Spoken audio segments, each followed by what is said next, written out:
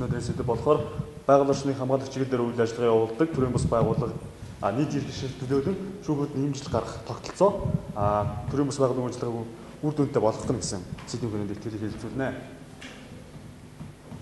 За илтгэлийн маань агуулга одоо тулгамдж байгаа энэ сэдвийн хүрээнд тулгамдж байгаа асуудлын хүнд нь яагаад энэ сэдвийг сонгох вэ гэсэн шалтгаан тэгээд Монгол орны эрхтэн тогтолцоо тэгээд тухайн тогтолцоонд байгаа сул тал тэгээд тухайн тогтолцоогоо гадаад улсны одоо тухайн тогтолцоо хэрхэн засч явдаг вэ гэсэн харьцуулт хийгээд тэгээд үйл цаанд гэсэн хэлбэрээр илтгэл явуулнаа. За өнөөдөр Монгол улс уул уурхай тулгуурсан хөгжлийн бодлогыг хэрэгжүүлж эдийн засгийн өсөлт үр нөлөөг авчирч байгаа хэдий ч түүний хажуугаар хариуцлагагүй уул уурхай, зохисгүй уул уурхай түүнд тавих төрийн сул хяналтаас болж байгаль орчин болоод тухайн орнуудад орсон сууж байгаа иргэдэд хохирол учруулж байна. Тухайлбал байгаль орчны хууль тогтоомжийг зөрчих, байгаль орчин зөрчнөөс байгаль орчин маань бохирдох, тухайн уул уурхай үйл ажиллагааны улмаас хохирол учирсан тухайн газар нөхөн сэргээлт хийгдүү орхигдох, түүний улмаас тухайн орнуудад орсон сууж байгаа иргэд маань эрүүл мэнд эд хөрөнгөөрөө хохирох, цаашдаа тухайн эдийн засгийн нутгаас дайжхад хүрдэг ийм үзэгдэл бол Монголын нийгэмд ажиглагдж байна. За тэгээд байгаль орчны эрхийг хамгаалдаг гэхээр Монгол Улсын үндсэн хууль зааснаар төр хамгаална. Төр буюу түүний захиргааны байгууллагад байгаль орчны эрхийг хамгаалж тухайн байгаль орчинд учруулж байгаа хохирлыг таслан зогсоох, урьдчилан хохирлыг нөхөн сэргээх үүргийг хүлээж байдаг. Харин хувь этгээдэг болохоор хувь этгээд өөрийнхөө эрхийг хамгаална энэ үндсэн хуулиар баталгаас ирэх байдаг. Гэхдээ харин төрийн бус байгууллага нийт иргэшил төлөөлөл шүүхэд нэмэлт гаргах ямар боломж байна гэвэл тухайн этгээдээс итгэмжлэл авах маягаар шүүхэд төлөөлөл хэрэгжүүлдэг. Гэхдээ тухайн одоо эрх бүхий этгээд маань итгэмжлэлээсээ татгалзуул яг гэсэн асуултанд хүрдэг. Итгэмжлэлээсээ татгалзсан тохиолдолд төрийн бус байгууллагын үйл ажиллагаа маань үр дүнгүй болж хоцорч үлддэг.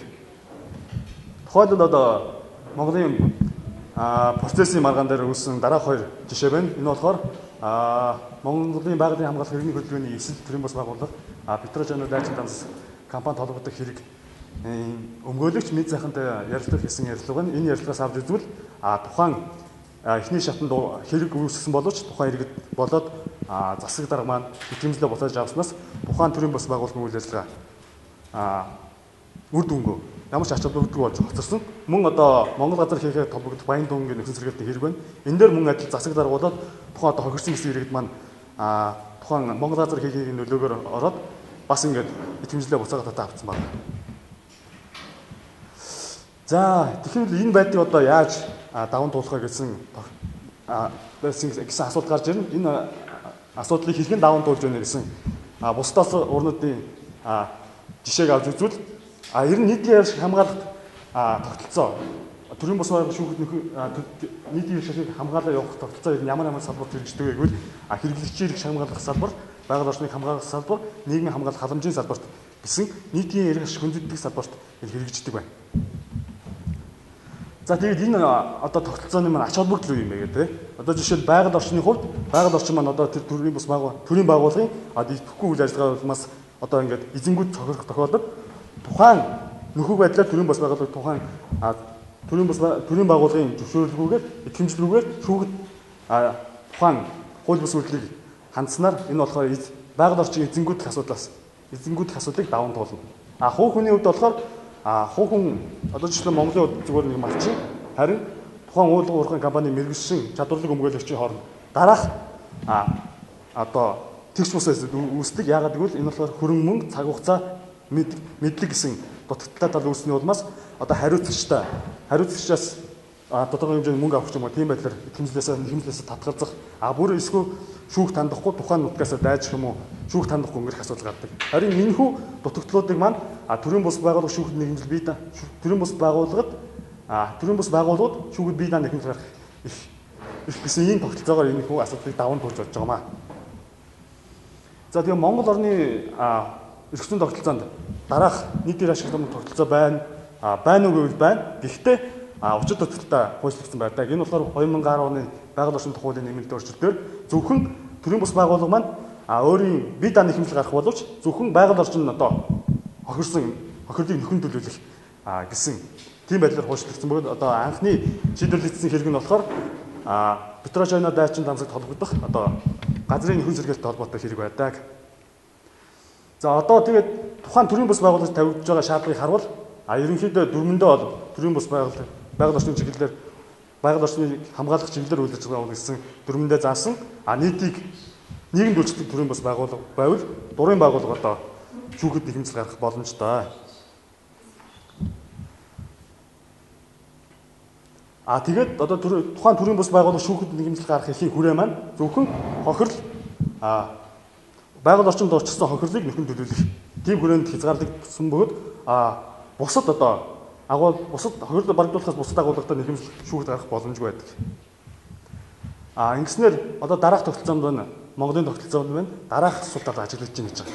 Нэг нь болохоор эхнийх нь болохоор дурын байгууллага байгаль орчныг хамгаалах чиглэл дурын байгаль орчныг хамгаалах чиглэлээр үйл ажиллагаа төрийн бас байгууллага шүүхэд нэхэмжил гаргах эрх нээлттэй байгаа нь тухайн төрийн бас байгууллагад магадлан итгэмжлэх асуудлыг орхигдуулсан байна гэж дүгнэж байна. Дараагийнх нь болохоор зөвхөн хохирол барагдуулах эрх олгосноор бусад одоо иргэний хэрэгцээ хамгаалтын арга хэрэгслүүд болох эрх зөрчсөн үйлдвэрийг таслан зогсоох, зөрчснөөс өмнөх байдлыг сэргээх, хүлээсэн үргийг гүйцэтгүүлэх гэсэн ийм арга хэрэгслүүдийг орхигдуулсан байна. Энэ юугаар ач холбогдолтой тухайн хүлээсэн үргийг гүйцэтгүүлэх гэдэг маань одоо эрх зөрчиж байгаа үйлд болон хүлээсэн үргийг гүйцэтгүүлэх гэсэн иргэний хэрэгцээ арга хэрэгсэл маань одоо тухайн хохирол учрахаас өмнө хууль бус үйлдэлийг таслан зогсоохоор ач холбогдолтой байдаг. За түүнээс гадна одоо байгаль орчинд төрийн бас байгууллага шүүхэд нэхэмжил гарган ялагдсан тохиолдолд бусад төрийн бас байгууллага шүүхэд нэхэмжил гаргахын эрх нь хаагддаг.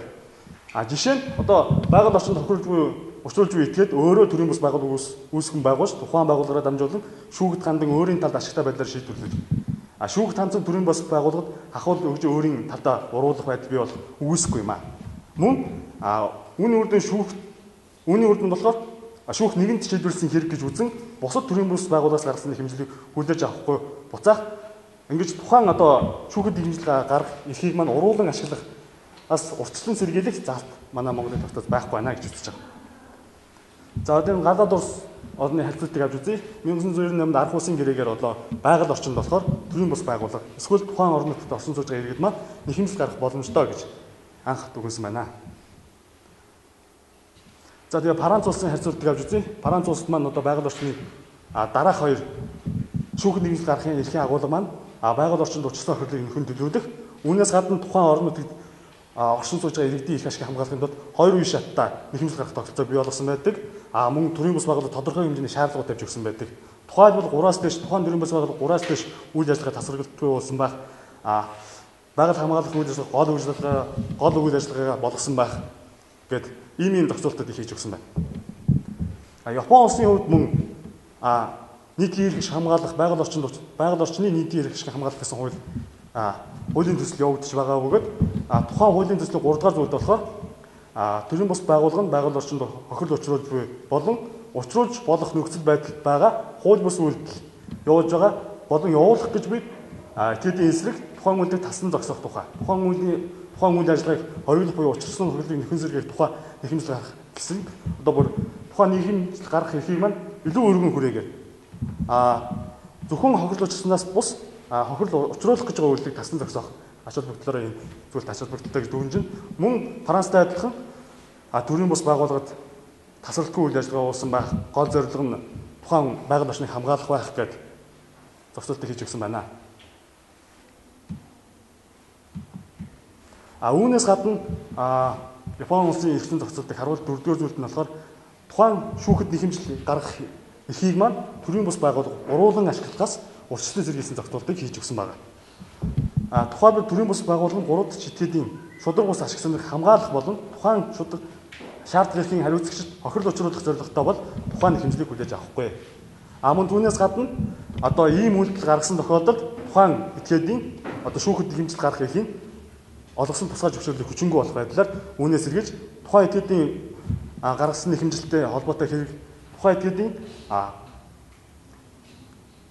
шүүхэд хандах эрхийн хүчингүй болгосон тохиолдолд өөр бусад байгууллага тухайн этгээдийн уруугаар ашигласан хэрэгтэй холбоотой дахин нэхэмжил гаргах эрх нь нэгдэж өгч байдаг.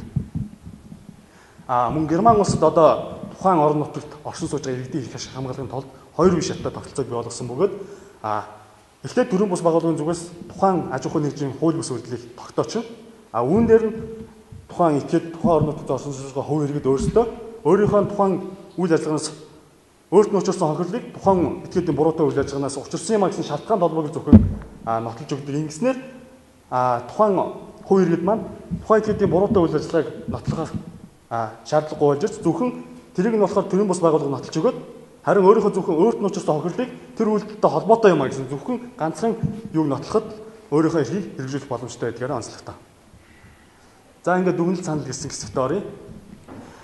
Энэхүү тогтолцоо нь байгаль орчны хууль тогтоомжийг хэрэгжүүлэх болон түүнд тавих иргэний нийгмийн хяналтыг үр нөлөөтэй болгодог тогтолцоо байна гэж дүгнэж байна. Дараагийнх нь дурын байгаль орчныг хамгаалах чиглэлээр үйлчлүүлдэг төрийн бус байгууллагад төрийн бус байгууллагад энэ эрхийг олгосон байгаа нь тухайн уг эрхийг уруулан ашиглах боломжийг бий болгож байна. Иймээс төрийн бус байгууллагыг магадлал эзэмших буюу тодорхой шаардлагыг хангасан төрийн бус байгууллагад шүүхэд бие дааны хэмжээлт гаргах эрхийг олгох хэрэгтэй байна. Дараагийнх нь болохоор төрийн бус байгууллага зөвхөн байгаль орчинд учруулсан хохирлыг барагдуулахаар шүүхэд хэмжээлт гаргах эрх олгосон байгаа нь бусд эрхийг бусд эрх зүйн хамгаалтын арга хэрэгслийг хэрэглэх боломжийг хааж өгч байгаа учраас бусд эрх зүйн хамгаалтын арга хэрэгсэл болох эрх зөрчсөн үрлийг таслан зогсоож зөрчилгөөс өмнөх байдал сэргээх хүлээсэн үүргийг гүйцэтгүүлэх гэх мэт арга хэрэгслүүдийг төрийн бус байгууллага олгох шаардлагатай байна. Дараагийнх нь болохоор байгаль орчинд хохирол учруулж буй талаар төрийн бус байгууллага шүүхэд хэмжил гаргасан ялагдсан тохиолдолд өөр төрийн бус байгууллага шүүхэд хэмжил гаргах эрх хаагдахаар байгаа нь энэ болохоор сөрөг үр дагавар үзүүлж байгаа учраас энэ талын зохицуулалтыг хийж өгөх зөв юм. Тухайлбал Японы улсын жишээг судалж өгөх зөв юм гэж үзэж байгаа. Зөвхөн байгаль орчин төдийгүй тухайн орнуудад орсон суугчдын эрхийг хамгаалах тогтолцоо бий болгох шаардлагатай байна. Тухайлбал Германы хоёр үе шаттай нэхэмжил гаргах тогтолцоог судалж үзэж манай орны онцлог нийслэлд ашиглах нь зөв юм гэж дүгнэж байгаа.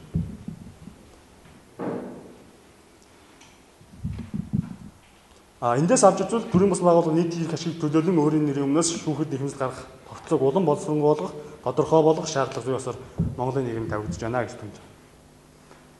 За анхаарал хандуулсан явдал баярлалаа.